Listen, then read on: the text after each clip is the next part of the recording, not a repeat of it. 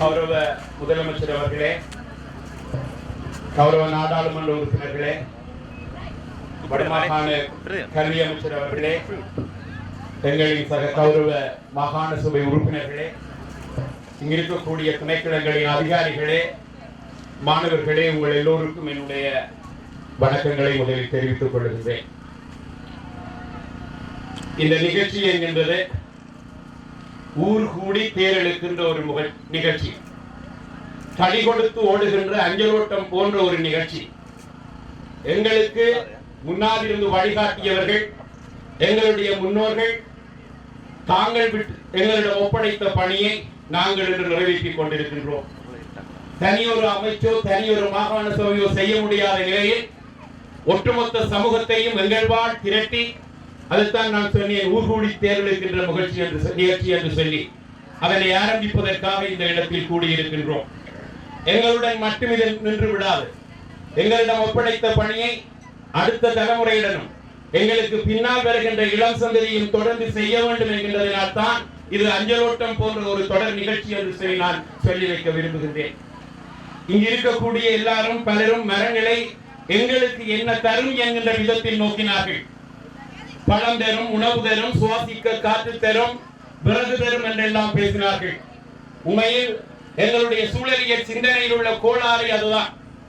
எல்லாவற்றையும் நாங்கள் எங்களை மையப்படுத்தியதாகவே சிந்திக்கப்பட இருக்கின்றோம்.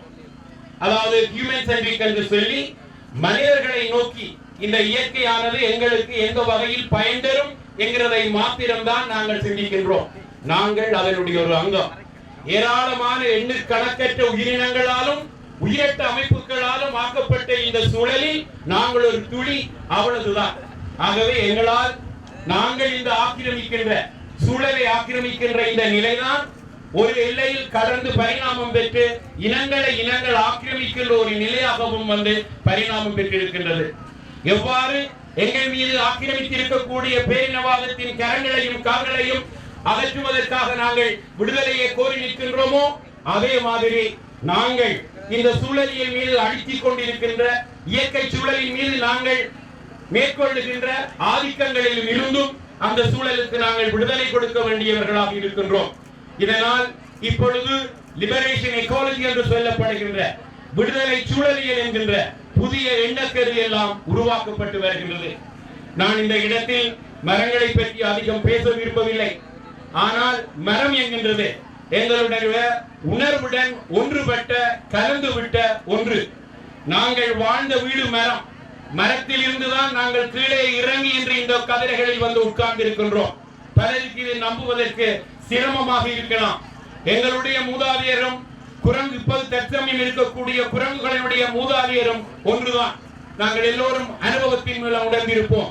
இங்கு இருக்கக்கூடிய மாணவ மாணவிகளுக்கு சில வேளை நான் சொல்லுகின்ற இந்த அனுபவம் தெரியாமல் இருக்கலாம். அவர்களுக்கு ஊஞ்சல் ஆடுவதற்கு போதிய நேரமோ அல்லது உயரிய ஊஞ்சலை காட்டி ஆடுவதற்கு அவர்களிடம் உயரமான மரங்களோ அவர்களுடைய வீடுகளில் இல்லாது இருக்கக்கூடும். எங்களுடைய வயலில் நாங்கள் ஊஞ்சல் ஆடி இருக்கின்றோம். மிக உயரமான மாங்கொப்புகளில் ஆடி உண்ணி ஆடுகின்ற பொழுது எங்களுடைய அந்த ஊஞ்சல் மேலே உச்சிக்கு போகும். உச்சிக்கு போகின்ற ஒவ்வொரு தடவையும் எங்களுடைய முள்ளந்தண்டை எலும்பில் ஒரு கூச்ச உணர்வை நாங்கள் அனுபவிப்போம். அந்த கூச்ச உணர்வு ஒரு சுகாவனமாகவும் கூட இருக்கும். அதை பற்றி யாரும் நாங்கள் சிந்தித்தது கிடையாது. ஏன் நாங்கள் ஊஞ்சல் ஆடுகின்ற பொழுது கீழே இருந்து மேலே போகின்ற பொழுது எங்களுடைய முள்ளந்தண்டை எலும்பு அவ்வாறு கூசி அது எங்களுக்கு அது ஒரு கூச்ச உணர்வை தர வேண்டும். எங்கள் எல்லோருக்கும் தெரியும், எங்களுடைய முள்ளந்தண்டை எலும்பினுடைய கடைசியில் எங்களுடைய வால் இன்னும் மிச்சமாக இருக்கின்றது. நாங்கள் அதைத்தான் குயில் அழகு என்று சொல்லி சொல்லுகின்றோம். எப்போவாவது அதிசயமாக நாங்கள் படித்திருப்போம் வாளுடன் பிறக்கின்ற குழந்தைகளை பற்றி. நீங்கள் இப்பொழுது குரங்குகளை பார்க்கலாம். மரத்துக்கு மரம் தாவுகின்ற பொழுது தான் விழக்கூடாது என்பதற்காக வாளால் அந்த மரக்கிளைகளை பிடித்துக் கொள்ளும்.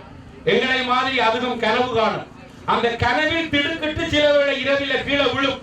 அப்படி விழக்கூடாது என்கிறதற்காக வாளால மரத்தை அது சுற்றி வச்சுக் கொள்ளும். எங்களுடைய மூளையில் அது இன்னும் பதிந்திருக்கின்றது. நாங்கள் மரத்தில் வாழ்ந்த நாங்கள் தான் என்கின்ற செய்தி எங்களுடைய மூளையில் இருக்கின்றது. நாங்கள் ஊஞ்சல் ஆடுகின்ற பொழுது எங்கே கீழே விழுந்து விட போகிறோமோ என்கின்ற பயத்தில் எங்களுடைய முள்ளந்தண்டில் கீழே சிறுத்து போய் இருக்கிற அந்த குயில் அழகு தான் இன்னும் வாழ என்கின்ற நினைப்பில் அந்த மரக்கிளைகளை பற்றி பிடிப்பதற்கு துடிக்கும். அந்த துடிக்கின்ற உணர்வு தான் எங்களுக்கு ஏற்படுத்தப்படுகின்ற அந்த கூச்ச உணர்வு. ஆனால் மரத்தையே வீடாக கொண்டு வாழ்ந்த நாங்கள் இன்று நன்றி மறந்தவர்களாக அவற்றை அழித்து கல்வீடுகளையும் கட்டிடங்களையும் நிர்மாணிப்பதற்காக நாங்கள் இன்று இயங்கிக் கொண்டிருக்கின்றோம். மரம் நாங்கள் வாழ்ந்த வீடு மாத்திரமல்ல, நாங்கள் வணங்கிய தெய்வங்களும் கூட மரம்தான். நாங்கள் மரத்துக்கு அற்புதமான ஒரு தமிழ் பெயர் வச்சிருக்கின்றோம். தா வரம் என்று சொல்லி, வரம்தா வரம்தா வரம்தா என்று சொல்லி நாங்கள் மரங்களிடம் வணங்கியதன் அடிப்படையில் தான் அதற்கான சிறப்பு பெயராக நாங்கள் தாவரம் என்று சொல்லி சொல்லிக் கொள்ளுகின்றோம். ஒவ்வொரு இந்து கோவிலுக்கும் ஒவ்வொரு தல விருட்சம் இருக்கு. என்னுடைய வீட்டுக்கு பக்கத்தில் இருக்கிற கோவில் தலங்காவூர் பிள்ளையார் கோவில். நான் அதனுடைய பழைய வரலாறுகளை படித்திருக்கின்றேன். அணிஞ்சில் பிள்ளையார் அதனுடைய பெயர், அணிஞ்சில் மரம் அதனுடைய தல விருட்சம். சிதம்பரம் கோயிலை கேள்விப்பட்டிருப்போம். அது அங்க இருக்கிற நடராஜன் பெயரை தில்லை நடராஜன். அந்த கோயிலினுடைய தல விருட்சம் தில்லை மரம். எங்களுடைய இந்த பகுதியில் கூட நான் வரும்பொழுது தில்லை மரம் பார்த்திருக்கின்றேன். அந்த சிதம்பரம் ஆலயத்திற்கு பகுதியில் மிக பெறுகின்ற பிச்சாவரம் என்று சொல்லப்படுகின்ற காடு இருக்கின்றது. அந்த காடு தில்லை மரங்களை கொண்ட காடு. இதனால் அந்த ஆலயம் தில்லை மரத்தை மகுடமாக வச்சு தில்லை சிவன் என்று சொல்லி அந்த கோயிலை அழைக்கின்றார்கள். நாங்கள் மரங்களை வணங்குகின்ற பாரம்பரியத்தை சேர்ந்தவர்கள். இவற்றுக்கும் அப்பால் பிறந்த நாள் நினைவாக மரங்களை நாங்கள் வழங்கி வருகின்றோம். வெவ்வேறு நினைவுகளுக்கு கட்டிடங்களினுடைய திறப்பு விழாவின் பொழுது மரங்களை நடுகின்றதை ஒரு சம்பிரதாய பூர்வமான நடவடிக்கைகளாக கொண்டிருக்கின்றோம். இவற்றுக்கெல்லாம் மேலாக மரணித்தவர்களுடைய நினைவுகளாகவும் நாங்கள் மரங்களை நாட்டுகின்ற வழக்கம் எங்களுடைய தமிழ் மரபில் நடுகற்களை தோற்றுவித்து வணங்குகின்ற காலப்பகுதிக்கு முன்பாகவே மரநடுகையை மரங்களை வணங்குகின்றதை மரணித்தவர்களுடைய நினைவாக நாங்கள் கை கொண்டிருக்கின்ற பழக்கம் எங்களுக்கு இருக்கின்றது. நாங்கள் இந்த போரில் எங்களுக்காக உயிர் துறந்த எண்ணற்ற எங்களுடைய சகோதரர்களுடைய நினைவாக இந்த மாதத்தில் கார்த்திகை மாதத்தில் நாங்கள் மாவீரர் தினம் என்று சொல்லி அனுப்பித்து வருகின்றோம். வெவ்வேறு காலப்பகுதிகளில் இறந்தவர்களுக்கு ஒரு கூட்டு நினைவாக நாங்கள் இந்த காலப்பகுதியை தேர்ந்தெடுத்திருக்கின்றோம். உண்மையில் பிரார்த்தனை என்று சொல்லுவார்கள்.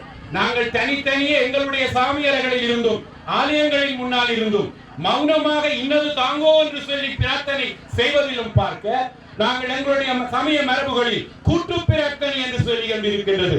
எல்லாரும் சேர்ந்து வேண்டுகின்ற பொழுது அதனுடைய வலு கூடமாக இருக்கும். அந்த பிரார்த்தனையின் போது கண்டிப்பாக அந்த மரங்கள் கிடைக்கக்கூடியதாக இருக்கும். இதனால் தான் நாங்கள் இந்த கார்த்திகை மாதத்தை ஒன்று சேர்ந்து தமிழ் மக்கள் கூட்டாக அழுது கண்ணீரால் நினைக்கின்ற மாதமாக, மழை நீரால் நினைக்கின்ற மாதமாக மாத்திரம் அல்லாமல் இந்த கார்த்திகை தமிழ் மக்களின் கண்ணீரால் நினைக்கின்ற ஒரு மாதமாகவும் இருக்கின்றது. இந்த மண் நாங்கள் மறக்க முடியாத ஒரு சூழலில் இந்த நிகழ்ச்சியை நாங்கள் ஆரம்பிக்கின்றோம். 95ஆம் ஆண்டு நாங்கள் இடம்பெயர்ந்ததற்கு சென்றதற்கு பிறகு சீருடையின் இந்த பகுதியால் சென்ற அந்த கிருஷாந்தி என்கின்ற பெண்ணை புதைத்த புதைகுழி, பாலியல் வல்லுறவுக்கு உட்படுத்தியதன் பின்னர் புதைத்த புதைகுழி இந்த செம்மணி பிரதேசத்தில் தான். அந்த கிருஷாந்தி மாத்திரமல்ல, எண்ணற்ற உயிர்களை பலிகொண்ட இந்த மண்ணில் நின்று நாங்கள் எங்களுடைய மரநடுகையை என்று ஆரம்பித்து வைத்திருக்கின்றோம். மரநடுகை வெறுமனே சம்பிரதாய பூர்வமான நிகழ்ச்சி அல்ல. எங்களுடன் உணர்வில் கலந்து விட்ட இந்த பூமியினுடைய உயிர் வாழ்க்கைக்கும் எங்களுடைய உயிர் வாழ்வைக்கும் ஏன் எங்களை நெறிப்படுத்துவதற்கும் மரம் என்கின்றது அகிம்சையினுடைய குறியீடும் கூட, விடுதலையினுடைய குறியீடும் கூட. ஆகவே நான் ஆரம்பத்தில் சொன்னது மாதிரி இது ஒரு ஊர் கூடி தேர்ந்தெடுக்கின்ற முயற்சி. நாங்கள் அத்தனை பேரும் ஒன்றாக இணைவோம். அடுத்த தலைமுறைக்கும் இதனை நாங்கள் கையளிப்போம் என்று கூறி வடக்கை பசுமையாக்குகின்ற திட்டத்திற்கு எல்லோரும் ஒத்துழைக்க வேண்டும் என்று யாசித்து கேட்டல்ல யாசித்து உங்களிடமிருந்து விடைபெறுகின்றேன். வணக்கம்.